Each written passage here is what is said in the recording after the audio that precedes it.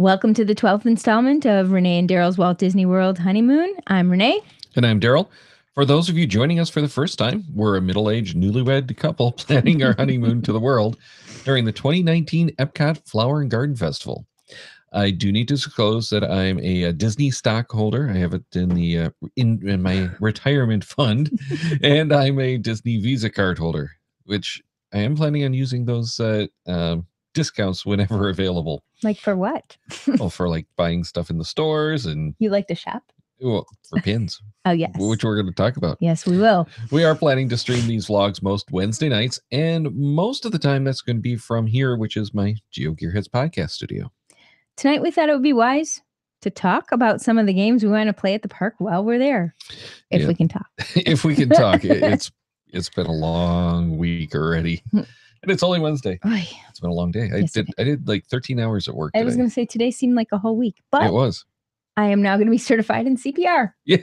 Again. But yes, yay! Which isn't going to do us any good for the first game, or any of these games for that matter. I hope not. I really hope I never, ever have to use any of that I learned today. The first one that we actually want to talk about is new to this show because we've never mentioned it before, and we only caught it like 2 weeks ago. Not even. Didn't even really find out a whole lot about it until recently, watching various vlogs and checking out the posts, and that's the PinQuest at Animal Kingdom Park.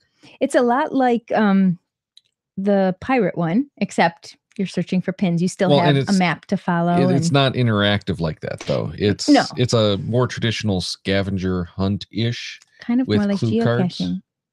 Yeah. But you have a map, and it's not quite as... Well, it's fun, though, because it involves pins. Who doesn't love pins? Well, it shows you where you're supposed to be. Well, but it's like ancillary to the actual thing. It's just a cool map. Yeah. Well, actually, I shouldn't say that, actually, because the way that this one works, it's about $80 by the time you're done, but it's a $15 starter kit that gets you this medallion that you use. That's cool by itself. Right. And a lanyard. Like a decoder, sort of. Right. Well, it's your key to solving the puzzles, which you buy the clue cards for $10 at the store where they're hosted. Right. Is that all the clues? No, it's each one is $10. It's an expensive. Essentially, what you're doing is you're buying the pins for $10, which is cheaper than some of those pins are probably. Normally, when you consider that the pins are usually like $12 to $15, and these are really nice pins. And they are nice pins. Really nice pins. It's not a bad deal because you've got the 6, I think it is, pins, or is it 7, plus the completer pin. I don't remember. And plus the decoder, it's not a pin, but it's really super cool. Yeah, so the medallion. The medallion. Medallion that goes at the end of the lanyard. So you buy your kit and the first clue card at the store, and you want to do this at the one outside of Animal Kingdom. This is one of the things that everyone seems to have issues with. They always go inside the park, and then but the first one's outside the park. Right. So you go to there, you get your...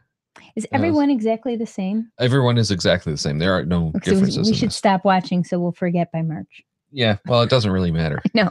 Even you have to scratch off. You get this hint, which means you have to go find whatever it is they're talking about and answer the question about it, like how many of these are there, what character is it, what animal is it, whatever that might be, and you have to scratch off the answer. And as long as you get the right answer, you go up. Get the and it doesn't matter how many of those you scratch off. You go up, you get the pin that's free. You have to go and buy the next clue, right? But you get the pins for free. They stamp your passport. So really, what we're doing is getting some exercise to go find the pins. Yeah. But I mean, but the pins are super cool. They really are. I don't know if I could wear the whole lanyard and the medallion with those pins because they look like pewter. I'm not sure what they are, but they look really heavy and really nice. Well, they're standard pins, I'm sure, but I'm bigger. thinking I want to do this pretty early on so that I'll have a lanyard for trading because I don't have a trading lanyard yet. You don't? No. Oh. No. But what we were talking about earlier was going to the character warehouse. Oh, that's true. And hopefully getting one of the starter packs or something like that cheap and maybe get them that way. because I just haven't really found a lanyard that I like. I mean, there's some that I like, but not for as much as Right. yeah. I have. Did I get the Muppets one? Yeah, you have the I don't Muppets want one. to trade. I don't know if I really want to poke it full of holes because I like it. That's a different problem. Right. So we'll see. We'll see. But the pins, yeah, it's your fault. I'm not complaining, but it's your fault. I really like pins. They're fun. We now have 2 full cases plus a bunch of things we need to put in the next cases that we bought. They're a lot of fun. Well, we're already overflowing these We're cases. way over. Yeah, we are. They're not so neat. So we can organize them and reorganize them, and we'll have a room full of and we'll have pins. Plenty to come back with, I'm sure, including ones we trade and purchase. The way that I got started with the pin trading was simply buying the pin from each resort for the year that I was there, including the hotel, once I realized that some of the hotels had them. Oh. So right, that was cool. See, and that was just the cool thing to do. And then it got into pins are cool. Let's start trading. Right. And I had never noticed it really before. I mean, I saw people wearing them, but I didn't really. I mean, that's not true. I had some pins. I just never realized the extent that they went to. I need to figure out where they are because I know the very first pin I have, I think you gave to me. Oh, that one, yes. The Abu pin, like from the old Walt Disney Studio store, right, which no longer exists. And that was really long time ago. And I know where it was, and I know I didn't give it away on purpose, but I'm not positive where it is at the moment. But we're talking, I had this pin for sure. I had it when I lived in the place before here. Interesting. So I know I have it. All right, no, I had it when I was in California, at least. So let me think about that. But, I mean, he gave me this pin, well, like 25 years ago. Something 20-ish like that. years. No, it was before I moved to Missouri, and I moved there in 95. Okay. I'll take your word for it. So it was a long time ago. Anyway, so this is that was my first pin, and I loved it. And I put it on different things and never realized the extent of the trading of the pins until 2 years ago. Well, and that long ago, it wasn't as big a deal as it is now. Right. It was still considered fairly new, like 15 years ago when I first went back to the parks. And I've been to Disneyland, but I just didn't really notice it being a big thing, but until we were there 2 years ago. Yeah. Well, it's not quite 2 years ago. Yeah, almost a year and a half. By the time we go to Disney World, it'll be 2 years ago. Yeah. So... But this is a new one that just popped on our radar, and very cool. We want to do it because it's pins. There's a Baloo one. It's a cool, they're cool pins, and it's a cool game that isn't going to take much effort. No, but we have to go visit the souvenir gift shop kind of things around the park, which. Let's face it, we're probably going to do anyway, just to look at the pins. That's probably true.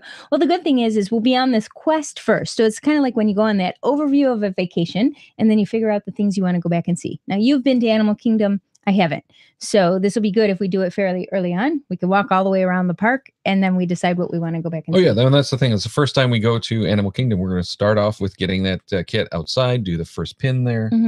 Actually, we don't do the pin there. We get the clue, and then we have to go to the next one. Right. And we're going to have to end up back there to get the last. Right. So we've made a full circle, and then we know what we want to go back and concentrate on. I'm not sure that I'm right on that. I don't know. We might have to go to. Yeah, I think we still have to go out. I think we do. Finish outside. So ultimately we have to do the whole thing and stop there twice, but that's fine. That's okay. So that's a new one. They've done this before at other parks. I remember reading about it at Epcot, and then people have been talking about it at Magic Kingdom and at Disneyland. Okay. Oh, they have. They don't. It's not a consistent thing. They just only bring out like one of these at a time. They're not always available. Okay. So hopefully this is still going to be there when we're there. I hope so, because I really want to do it. Next, though, is we have to do virtual caches. Of course we do. I've already done all of these, but I'm going to do them again because I want to watch you do them because they're just fun. Is there a new Friends League that month? Probably. Probably not. No, probably not. I'll have like new state, new everything, but that's okay. We have to geocache. We have to when we're there, and I don't know when else we would do it because, I mean, this is the... Sorry, I don't have my stool, so I'm not reaching the floor, and I can't reach the bar on the chair. Yes, I'm short. That was apparent during CPR too, because most people wanted to use the table, and I'm like, I can't do chest compressions with the thing on the table unless you give me a stool or I climb up on the table with them. So, all right. Anyway, that was fun. Anyway, so what are some of these caches? Is there one in each we've park? already talked about these on one of the previous episodes. True. There's one, at least one in each park. There's one in each park except for Epcot that has two, one in Future World and one in World Showcase. Okay. And those are, one in World Showcase is the one that I really like. Right. To be honest, because that's the one that takes me to that waterfall that I really didn't notice until you did the cache. I did the cache. That's amazing. Things that you see a million times and don't think about it, and then you go caching and you're like, that's been here forever. And the Magic Kingdom one is simply a photo of yourself in front of the castle. That's kind of, you have to do that anyway, so why not claim the cache? Sure, that makes sense. But these are the only caches that you can do in the parks. Other than this, we have to go off property to find actual caches. Which for this trip, we're probably not going to do. There's too much to see in the parks. We're only there for 5 days. We're not going to waste time elsewhere. We probably should. Can't afford to, but we should get, work and everything else. Work. Yeah. I don't know who's watching, so I'll be careful what I say. I miss being a teacher and having vacations. Yes, but then we couldn't do these trips as easily because it would be with everyone else and cost a lot more, especially under the new ticketing system. This is true. The Pirates Adventure, though, is another one exciting we one. Definitely want to do, as you already mentioned. And a lot of it goes back to the fact we are geocachers, and these are like really cool geocaches, except there's nothing to actually sign or collect. It's just, you get the stamps on the it's really cool. And they're not all the same. That's what I like. I mean, all of them do the same thing, but they don't go in the same order. So 10 of us could show up, and if we're not claiming a team, we can not necessarily have the same path to get to the end. Well, and the thing that I really like with this one is it doesn't involve the smartphone. There's no electronics aside from the Magic Band wristband. Yeah.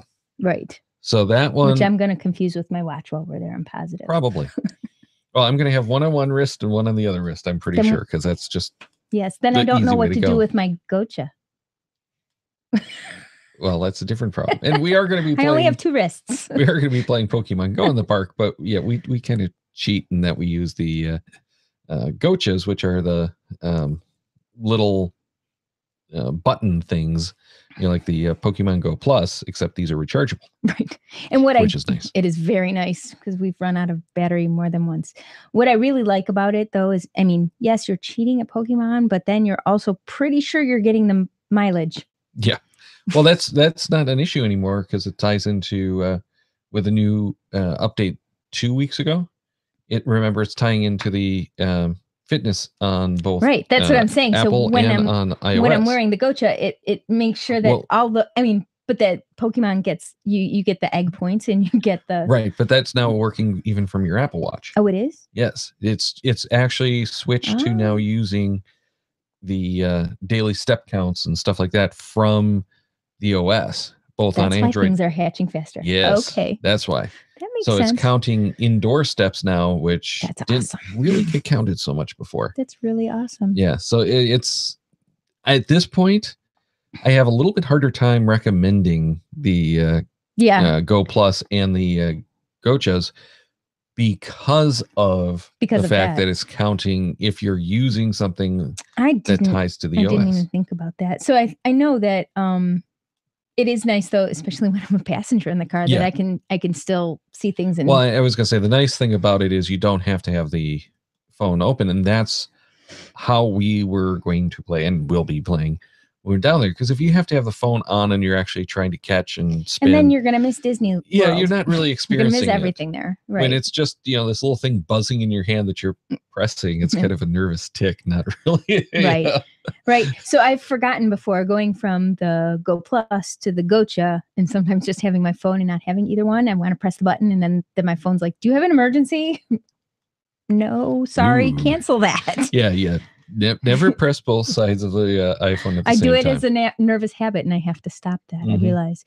So back to the games that are connected. I mean, they're connected everywhere. But this next one, I really don't know the cartoon that it's based off of. I really don't. The only thing I really learned about this was from watching this game with you, which it does look like a really cool game. I don't know that I want to watch the cartoon, but the Phineas and Ferb Agent P's World Showcase Adventure, it's really cool because it's interactive. It's all over the place. And this one does require the smartphone. It does. Which they used to actually give you a flip phone to do this when it was really the Kim Possible experience. Oh, okay. And I've done the Kim Possible experience with my niece and nephew. That was a lot of fun. Was it? Yeah. So I hope and again, this is it's fun. because it's the interaction with the real environment and the smartphone now, but the flip phone back then just seems really, really cool. Right. And when we were watching other people do this on their vlog, what's cool is even if somebody is just a customer in the store and something happens, everybody sees it happen, but nobody exactly knows why it's happening unless they're the ones activating it. Like a cartoon pops up, or if they've played it before, or that too. And I'm sure in many cases the shopkeepers, right? The cast members that are they look around for stationed there, like, oh, there it is again. Right, but it's cool because things like out of a sign something will pop up, and like being animated that'll tell you to do something. Turn on the waterfall in that's pretty cool. Japan. You can trigger wind chimes. I don't know what all of the new things are. So that'll be cool. But I'm anxious to see it. I was a little bit hesitant at first, really, like not hesitant to go to Disney World, but you've been there many times and experienced it in a totally different way. So I mean, we've been trying to make lots of new memories together. So the exciting thing is even though you've seen these places, there's a lot of things that are just new since you were there. So we will be. Oh, there is so much new. First time experiencing. Last time I was there, we hadn't gotten the Fantasyland expansion. Okay. The backlot tour was open. That's not there anymore. And so that's going to be really, I remember nothing about it. No Toy Story Land. That wasn't there yet. So I'm excited to see that too. Yeah. So there's a lot of stuff. I'm anxious to go back and see the classics. Tower of Terror. I wonder how long that's going to remain. I've not been in either one. I'm still expecting that Rock and Roller Coaster is going to go away. It's supposed to, but I don't know when. They said something about it on the news the other day, actually. Oh, on like ABC. ABC News? Mm-hmm. Interesting. ABC is a Disney but it property, didn't go into detail. They said something about either it going away or them changing it. Something was changing with it. And I didn't catch it. I was getting ready for work. Interesting. But I haven't seen anything, so I haven't seen anything follow up either. This is a problem with working so many hours is I don't know what's going on in the world. Yes. What happened? You had you worked a lot of hours, but your hours were way more flexible before. Well, yeah.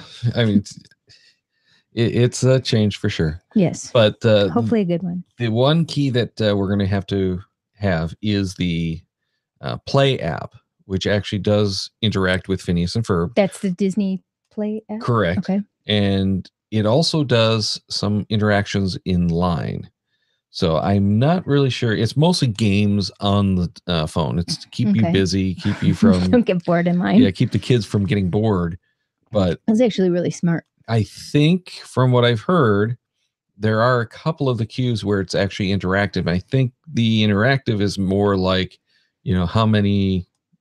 gems are on the wall lighting up kind of thing. Kind of like what we just did at Legoland. Yeah. Was that Legoland? No, the other thing we did. What did we do? The Sea Life. Sea Life Adventure. Yeah, that's counting right. the bats. The bats, pumpkins or whatever it was. Both, I think we had to do both. There was like 4 different things that we had to count. Mm-hmm. So yeah, that is pretty cool. It was a cool little thing, but no, it's not. I don't know what it is exactly, but it's like a lot like that. So I'm anxious to try that out and see what it is. I'm not so anxious to play it as to just see what it is. Which one were we watching where they had like one of the characters jumped in with them and was like following them around with, what was that? That was the Pirates. That was the Pirates one? Yeah, that was the Pirates one. It was Blue, I think. No. It was one of the Country Bears. That was Tim Tracker. Mm-hmm. That was funny. That was awesome. That was. So I am excited. And yes, I guess kind of like a little kid. We're going to Disney World. I haven't been there I mean, really, unless any of my family's watching this, I don't remember anything about being there. Something about me spilling my mom's tray and it playing on her lap and losing a bottle or something and waking everybody up. I remember Lori, my cousin, was sleeping right next to me and I was in a crib. That's all I really remember. How much do you need to remember? I know. All right. Well, why don't we wrap it up? We're at the 20-minute mark, and the 20-minute totally slap happy mark. So yeah, we could probably go on and just babble some more. Who wants to hear that? Anyone? Yeah, there's other games. Anyone? Well, there's other games that we'd probably like to play, like the Hidden Mickeys thing. But we never did the Hidden Mickeys that came in the magazine or in the ad. No, in the we need to practice. Yeah, Hidden Mickeys are fun. Yeah, they are fun. But at the same time, this trip, not so much time for that. That's something we'll do next time on another trip when we haven't been away for so long. Okay, so I'm hoping we can go back for the 50th when I turn 29. I want to. Did you hear me? Yes, I want to. However, it's sounding like that might not be viable in so many ways. I know, but it would be so much fun. And I want to check out the gondolas. I want to see the Galaxy's Edge. I want to do Ratatouille. Yeah. See, all of that will be there. So we should plan it. We'd probably have to buy the tickets pretty much when we go there next time for the next time. It's going to be insane. I know, but it would be so much fun. 50, 29. It's all good. All right. Anyway, thanks to those of you watching live and thank you. I can't even speak today. You want me to do the wrap thing? Thank you for watching, especially those of you live and sending us comments in the chat. If you have more to share after the live show, please drop those in the comments below. Make sure to subscribe to the channel and click on the little bell icon to get notifications when we go live. And we will be back next week, which is Thanksgiving, but we don't really know what we're going to talk about yet. And there is so much, but I think we should talk about food. We could talk about food again. I think we could. It would be probably a good one. We go back over the menus and figure out what we want to do. We also have to figure out the My Disney Experience app. That's going to be a big one that we have to decode, but I don't think we're going to have the time to get to it before the next show. Maybe over the weekend there, we'll actually have some time. Yeah, if I don't have to work on Friday. We'll see. Thanks for watching. Have a good night.